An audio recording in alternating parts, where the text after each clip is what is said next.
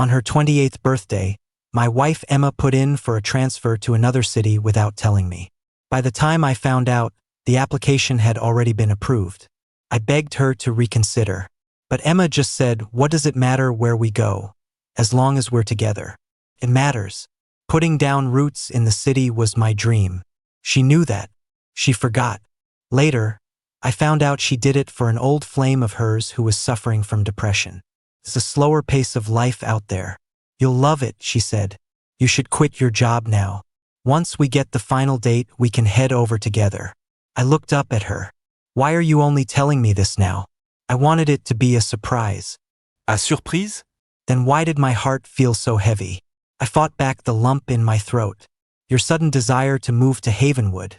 Is it because—" An ill-timed ringtone cut me off. Emma glanced at her phone and got up to take the call on the balcony.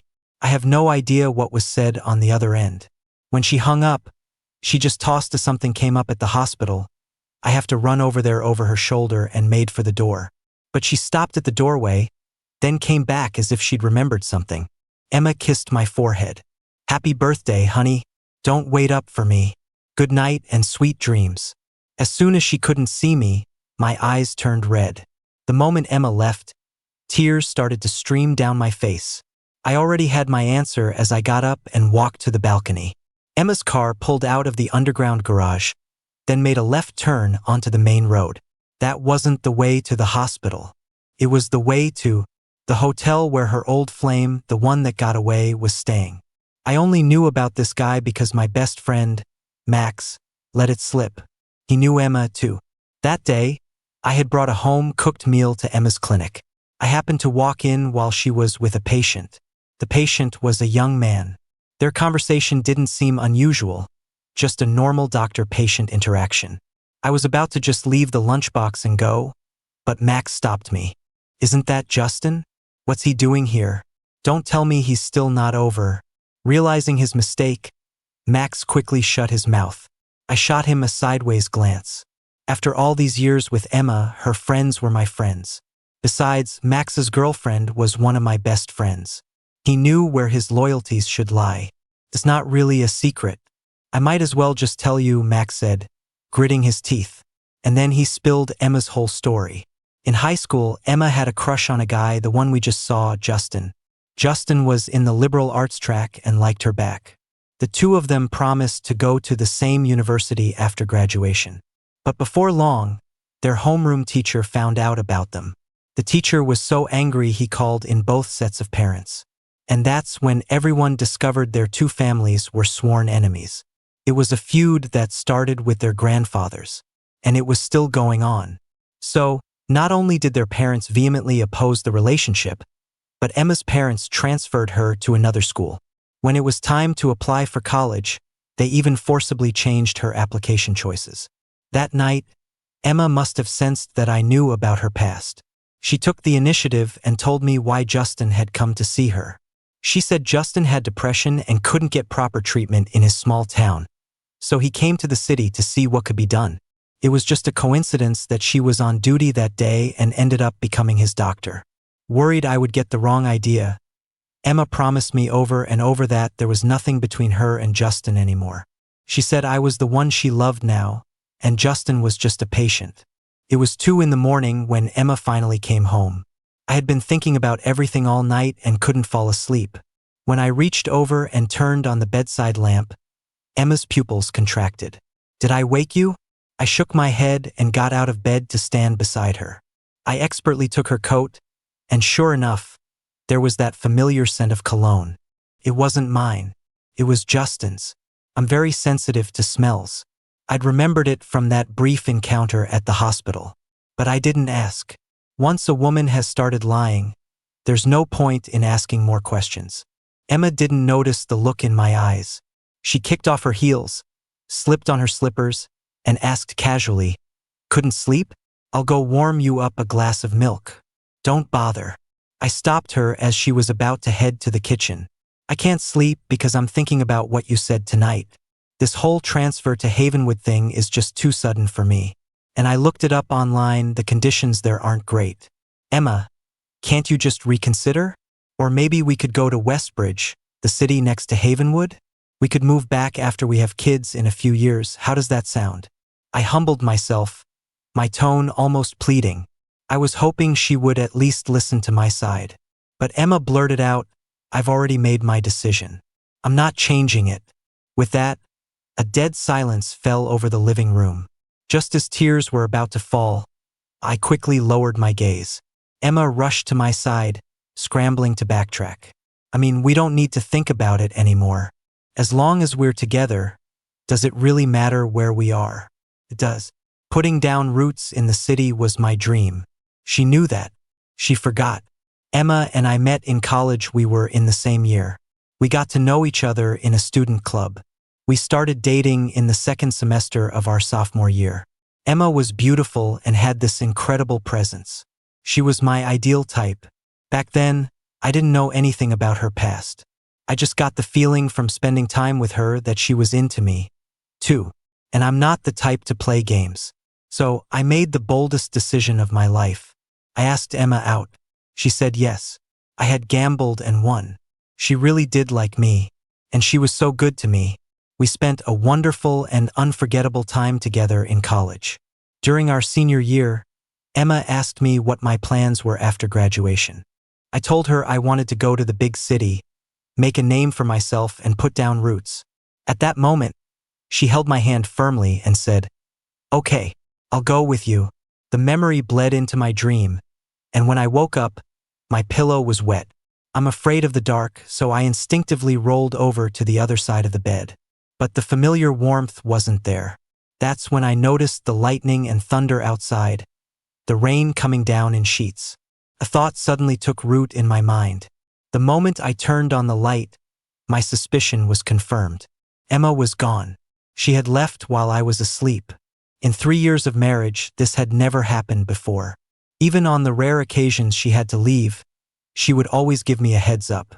She had never, ever snuck out without me knowing. I collapsed onto the sofa, sitting there for a long while before I remembered to call her. The phone rang once, and she picked up. My heart already seemed to know the answer, but I still asked, "Where are you?" No response. I pulled the phone away from my ear and saw that the call had been disconnected. Just as I was about to dial again, Emma called me back. I paused for a second before swiping to answer. "He's just a patient. Why did you have to be so aggressive and say all those horrible things to him? Don't you know he can't handle being provoked?" "Leo, I am so disappointed in you." Emma hung up. I felt like I'd been struck by lightning, my chest so tight I couldn't breathe. Sleep was impossible now. I sat in the living room until dawn. If I didn't have to go to work soon, I probably would have just sat there, numb, all day. I went to the kitchen and made myself a simple breakfast for one. Before I could even finish, Emma came back. The atmosphere instantly dropped to freezing. She put down her coat, walked over to me, and said, "Honey." I ignored her, pretending I didn't hear. After finishing the last bite of my egg, I got up and went to the kitchen. Emma followed me in. Justin tried to kill himself. I paused for a fraction of a second, then went back to washing the dishes. I was just so angry at the time, I assumed you were the one who made that abusive call. I'm sorry, honey. I shouldn't have accused you without knowing the facts. Yell at me, do whatever you want. Just please don't ignore me. I continued to act as if I hadn't heard a word. I put the clean dishes back in their place and walked out of the kitchen. But Emma grabbed me from behind, wrapping her arms around me. I was wrong. I promise it will never happen again. Please don't be mad, okay? Is that the only problem?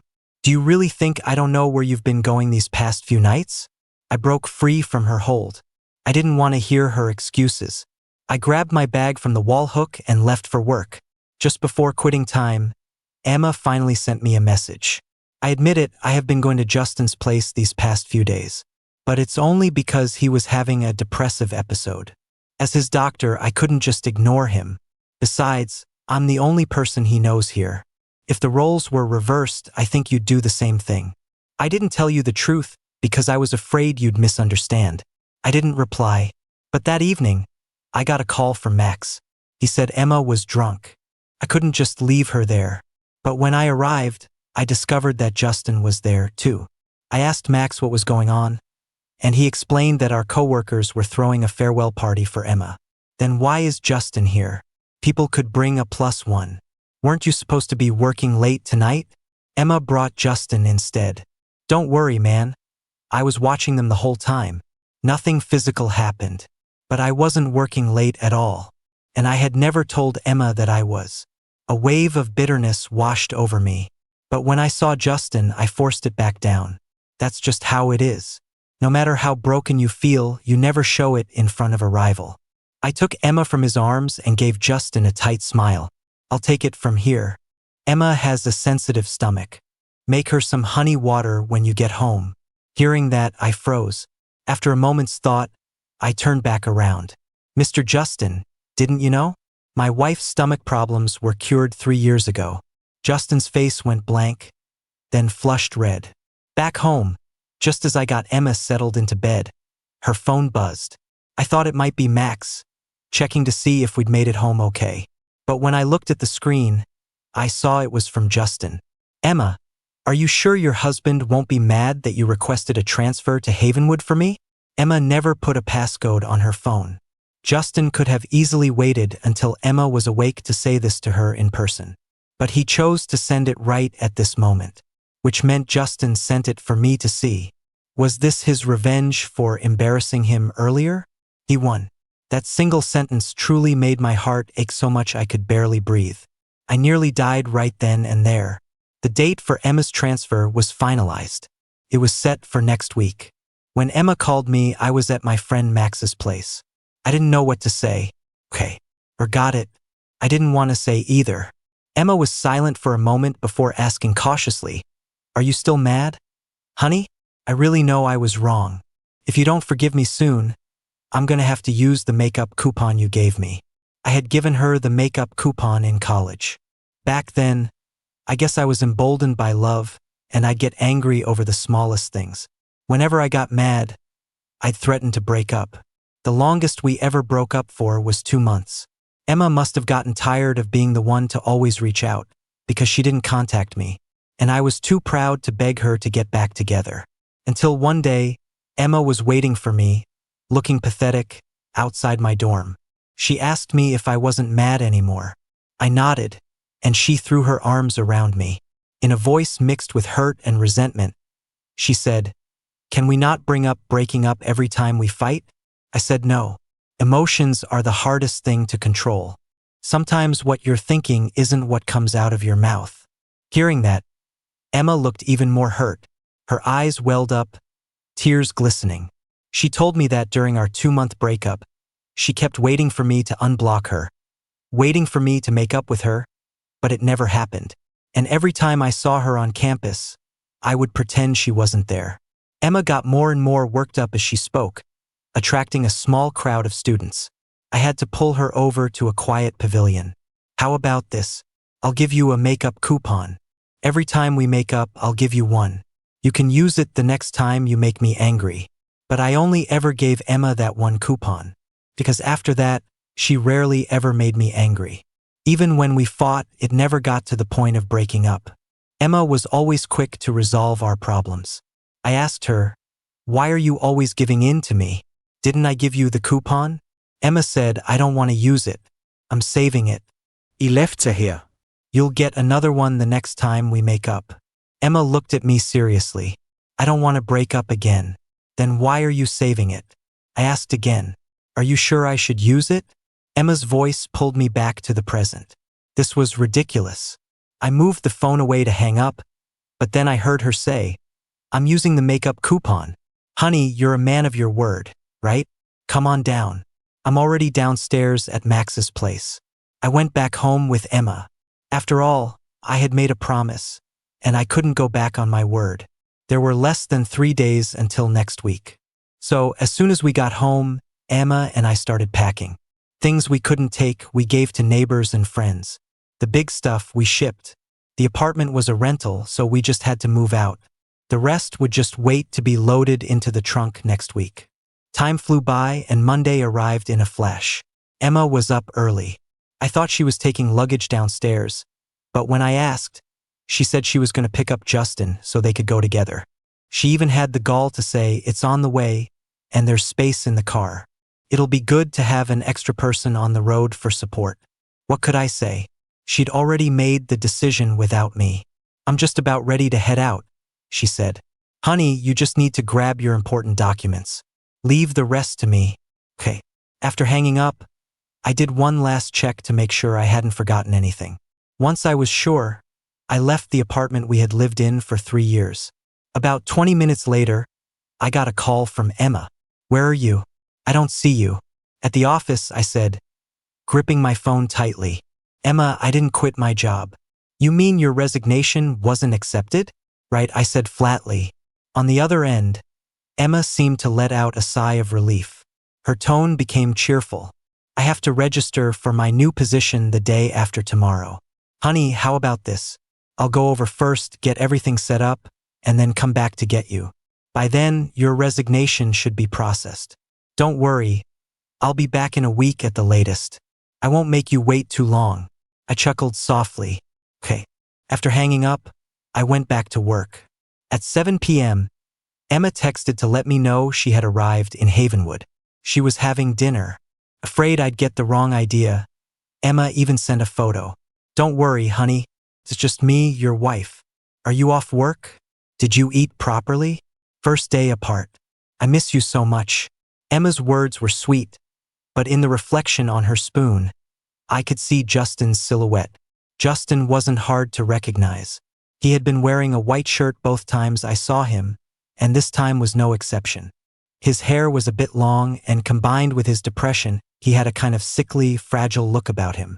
He really did fit the part of her perfect, long-lost love. I replied to Emma with a simple K and didn't look at my phone again. It wasn't until later that night when I wanted to scroll through some videos that I saw she tried to voice call me several times. I sent a question mark. A video call immediately popped up. I didn't answer the video, instead switching it to a voice call. Emma, however, had her camera on. She looked a little annoyed. Honey, why have you been so dismissive today? You didn't even answer my calls. I was busy with work. That's it? You've changed. You used to try to comfort me, but now you don't even... I was getting annoyed, so I cut her off. If there's nothing else, I'm going to hang up. I still have a mountain of work to do. With that, I hung up. I didn't give her a chance to react. Emma seemed to sense something was wrong and quickly sent a question mark. I pretended not to see it, and she didn't press further. But I never expected that the next afternoon, Emma would show up at my office building. At that exact moment, the intern I was training was asking to treat me to dinner. I was originally going to refuse, but she was so persistent that I finally agreed. She was a young woman named Amy, but Emma, for some reason, jumped to the wrong conclusion. She thought Amy was trying to hit on me, grabbed my hand, and declared, "He's married. To me. So stay away from him. Otherwise, I can't be sure what I'll do." That last sentence definitely had a threatening tone to it. But the girl was really just an intern. All she wanted to do was buy me a meal. What had she done wrong? I shot Emma a look. She's a new intern at the company. We just have a professional relationship. It's not what you think. One thing about Emma, she's reasonable. Once she realized she had misunderstood, she immediately apologized. So, Emma was forcibly added to our dinner plans, which also meant the budget went up. I wasn't going to let the intern get taken advantage of. As we were leaving, I had Emma pay the bill. On the way back, Emma finally asked why she had come today. Honey, have you been in a bad mood these past few days? I feel like you've been getting more and more dismissive of me. I turned to look at her. I don't know if it was guilt, but Emma avoided my gaze and looked away. I curved my lips into a smile. It's probably just stress from quitting my job. I had, in fact, submitted my resignation to the company. That bastard of a boss had taken a project I had worked my ass off to land and handed it over to his new fiancée, who had just been parachuted into the company. If the company wasn't going to treat me right, why should I stick around? Besides, a major tech firm had already made me an offer. As soon as I resigned, I could start with them. The salary and benefits were miles better than my current job. That's right. I didn't quit because of Emma, and I wasn't going to some place called Havenwood. I was staying right here in the big city to keep chasing my dream. Emma took a call and then left, saying she had to get back for work. Before she left, she said she'd come back once I had a firm end date for my job. I didn't call her out on the fact that she was really going back for Justin. I was afraid she'd just argue that Justin was part of her job responsibilities. And how could he not be? She had even applied for a transfer for him. I found out from Max that Justin's condition was very difficult to treat. He mostly had to rely on himself to get better slowly. Therefore, it didn't really matter whether he was being treated in the city or not. He might as well go back to his small town, where at least the pressure wasn't as intense. I just never expected Emma would be willing to go back with him. I didn't know what Emma was thinking when it came to Justin, and I couldn't be bothered to guess anymore. Emma was no longer in my life plans. A week later, my resignation was official. As I walked out of the office building, Emma happened to call. I didn't want to answer. I had plans to celebrate with my friends. But I was afraid she would just keep calling, so I picked up. Emma spoke first. Her voice was full of apology. "Honey, you remember Justin, right? His depression has gotten worse. It's reached a point where he can't be left alone. His parents are far away and can't get back right away. I just can't bring myself to leave him. If you manage to finalize your resignation during this time, could you maybe take a cab over here by yourself?" Even though I had already decided to let go, my heart still ached hearing this. After all, this was the person I had loved for 8 years. You can't just let go that easily. "Honey, sure." Emma sighed in relief and asked, "Are you officially done with your job?" "Not yet," I lied. "Probably another 2 or 3 days. I'll head over as soon as it's done." "Okay, then I'll wait for you here." "Okay." I didn't go to Havenwood until Saturday. I stayed there for one night and tried some of the local food. Overall, it was just okay. Not as great as Emma had made it out to be. But one thing was true. Life was slow here. But I don't love a slow life. I much prefer the glitz, glamour, and nightlife of the big city. The next morning, I checked out of my hotel before calling Emma. It rang for a long time with no answer. I tried again, and this time someone picked up. But the voice on the other end wasn't Emma's. It was Justin's. I was both surprised and not surprised. Emma was always by Justin's side, so it wasn't strange that he would answer her phone. Justin, however, sounded a little angry. "Emma just fell asleep. Call her back this afternoon." "Fine." Just as I was about to hang up, Justin stopped me. "I want to meet with you." "Okay." Justin wanting to meet me was, just like him answering the phone, both surprising and not surprising. He had probably wanted to talk to me for a while. He just never had the chance. Justin arrived before me. As soon as I sat down, he called the waiter over, playing the part of the gracious host. I didn't touch anything. I was just here to take care of business. So I got straight to the point. "Spit it out. What did you want to talk about?" I could see Justin flinch. He was probably surprised by how direct I was. He gripped the glass on the table, looked at me, and after a moment's thought, finally spoke. "Leo, can you give Emma back to me?" "Sure." "What did you say?" "That wasn't Justin. It was Emma." I hadn't expected Emma to be here. Justin was even more shocked than I was. He shot up from his seat. He tugged on the corner of Emma's sleeve and said anxiously, "Emma, let me explain. It's not what you think." Emma ignored him, her eyes fixed on me. She repeated her question, "What did you say?" I collected myself and smiled faintly. I said, "Sure, I'm willing. What's the problem?" Hearing this, Justin tugged on Emma's sleeve again. He seemed to want to explain something, but Emma pushed him away. "Get out." Justin reluctantly left. He kept looking back every few steps, as if he were genuinely afraid Emma would misunderstand him and ruin his image in her eyes. The moment he was out the door, I took a pre-signed document out of my bag. "Emma, let's get a divorce." Emma's expression froze for a second. "You're joking with me, right?" "I'm not joking. I'm dead serious." "Emma, I don't want to be with you anymore. Let's just have a clean break." I looked her in the eyes and said it word for word. Only then did Emma realize I wasn't kidding. She asked cautiously, "Is it because I've been neglecting you lately?" "I'll change. I can change. I promise it won't happen again. Just don't divorce me." By the end, her voice was trembling, and her eyes were red. Whenever Emma made me mad, as soon as she cried and said it wouldn't happen again, I would feel my heart soften, wipe away her tears, and tell her I forgave her. But not this time. Seeing my indifference, Emma grew frantic. Say something, honey. Did I do something wrong? Tell me I can change anything. Or did Justin say something to you just now? There's really nothing between us. I don't know why he would say those things, I really don't. Please don't divorce me, okay? Whether he did or not, it doesn't matter anymore. I put the divorce papers on the table and said calmly, remember to sign. With that, I walked away without a second glance. Before I boarded my flight, Emma called me countless times. I only replied with a single text message.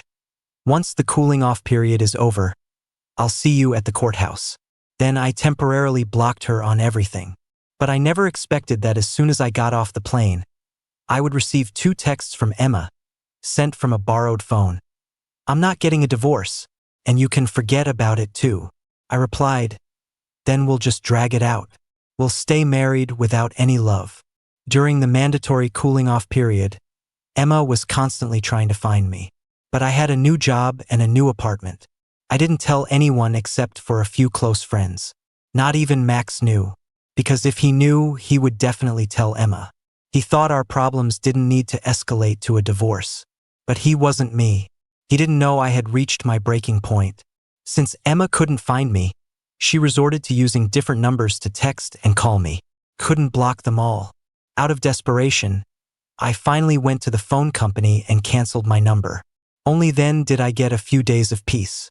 But Emma and I were still legally married. Through some special means, she found me anyway. That day, I was having dinner with a client. Emma's appearance was an unpredictable variable. I was terrified she would ruin the deal I had worked so hard to close. But she didn't. She just sat at a nearby table, waiting for me to finish. In that case, I figured I could sit down and have a civil conversation with her. After all, it was just a divorce. Plenty of people in the world get divorced and manage to stay friends. Maybe Emma and I could too. Then I almost laughed. That thought was truly a bit too fantastical. After my client left, Emma was still sitting there watching me. For a moment, I was transported back to the first time I was negotiating a project. Emma had sat there silently, just like now, cheering me on. With her there, I always felt a sense of calm, and more confident that I could land the deal. Emma was like my anchor, soothing all my nerves and insecurities. I was so lost in thought that I didn't even notice Emma walk over. Not until she called my name in a hoarse voice, honey. I looked up at her. From a distance, I hadn't been able to see her clearly. Up close, I realized how haggard Emma looked. Her face was pale, with dark circles under her eyes. Her once meticulously cared for hair was now a bit messy. Seeing her like this, for some reason, I felt a knot in my stomach. In my mind, Emma was always a refined, put-together person. Now she looked like a ghost. I never imagined that asking for a divorce would hit her this hard. But I didn't feel regret. What do you want to say to me? Go ahead. Leo, She clearly had so much to say, but at this moment, Emma hesitated. She poured herself a glass of water and downed it in one go. I thought she was going to talk about the divorce. Instead, Emma finished the story that Max didn't know. She said Justin developed depression because of her. Back then, after their parents forced them apart, her phone was confiscated. So she never received the messages Justin had sent her. Justin thought Emma was ignoring him, and that's what triggered his depression. Because of his illness, Justin missed the college entrance exams. After retaking the year, he only got into an expensive third-tier private college. But his family had already spent all their savings on his treatment. There was no money left for his tuition. So, Justin dropped out working odd jobs while trying to get treatment. But he never got better. In fact, he got worse. A doctor in Havenwood told him, an illness of the heart can only be cured by the one who caused it. So he found you? Emma nodded. Hearing about everything he went through, I felt so guilty and responsible. I just wanted to make it up to him somehow. And so you agreed to go to Havenwood with him? Emma's expression froze for a few seconds. Then she nodded again. Everything that happened to him was because of me. I couldn't just ignore him. But Leo, my feelings for him are purely out of guilt. Nothing more. What if he never gets better? What will you do then? Emma's gaze faltered for a moment. In that split second of her hesitation, I already knew the answer. So I only asked her if she had signed the divorce papers. Emma shook her head, as if answering no to both my last question and the one before it. But I didn't want to waste any more words on her. I threw out a "then I'll see you in court" and left the restaurant. What I didn't expect was that Emma had let me leave on purpose, so she could follow me home. How could someone be so shameless? Even after I had security escort her away several times, she was still there. I was at my wit's end. What the hell do you want? I don't want a divorce. As long as we don't get a divorce, I'll do whatever you say. What about Justin? I won't see him anymore. I let out a cold laugh. Putting aside whether you can even do that, it's impossible for us anyway. The most important thing between a husband and wife is honesty. The moment you started lying to me, we could never go back. Emma looked at me. Her eyes slowly turned red, and then she covered her face and broke down, sobbing. A hoarse, broken voice came from between her fingers. As long as you're willing, I'm not willing. And I can't accept my wife constantly putting me second to another man, no matter what the excuse is. Let's just end it here, Emma. I didn't hesitate anymore. I turned and walked away. But Emma threw her arms around me from behind. Tight. So tight it was suffocating. Something wet and sticky soaked the back of my shirt. The makeup coupon. I want to use it. Emma was like a drowning person clinging to a piece of driftwood. You said that if I used it, no matter how mad you were, you would make up with me. I'm using it. For a moment, my mind went back 7 years, to the year Emma and I had our worst fight. I had asked her why she would rather suffer than use the makeup coupon. She said, "I'm saving it for when you try to divorce me someday." Emma, don't you know? I said to her, word by word, this coupon only works for people who are still in love with each other. And besides, you already used it, and I never gave you another one. Epilogue, Emma's perspective. The day I was on duty, a familiar figure suddenly walked into my line of sight. His name was Justin, the boy I had a crush on when I was young. To be honest, even now, I'm not sure if I ever really liked him. I just remember that, like me, he loved reading books by Kigo Higashino. We both spent our free time in the library, hiding in corners to read. We were more like two misfits who had suddenly found a kindred spirit, a friend with the same interests. What I mistook for love in my youth was just a sense of camaraderie with a friend. By the time I realized it, it was far, far too late. That day, he told me that ever since I transferred schools, he had developed mild depression. He wasn't even able to take the college entrance exams that year. After repeating a year, he only managed to get into an expensive third-tier college. Watching him mock himself, I was overcome with guilt. I wondered, if I had never told him I liked him back then, would he have ended up like this? But there are no do-overs. Justin then asked about my life. I told him I was married, and about my husband, Leo. Being with him, I finally understood what a physical, all-consuming love felt like. Even at work, I was thinking about him, wanting to be close to him. We started dating in the second semester of our sophomore year. But what no one knew was that I had fallen for Leo long before that. It was during freshman orientation. His class was being punished by the drill instructor, forced to run 3 laps around the track. Leo and his roommate slacked off, slipping into our group, right next to me. Leo never mentioned it later, so I guess he didn't remember. But I remembered it vividly. That's why when Leo was choosing a student club, I followed him. I don't know if you'd call it a tacit understanding, but just as I was about to confess my feelings, Leo asked me out. I had never met such a direct man before. He just straight up asked if I wanted to be his girlfriend. In contrast, I was the complete opposite.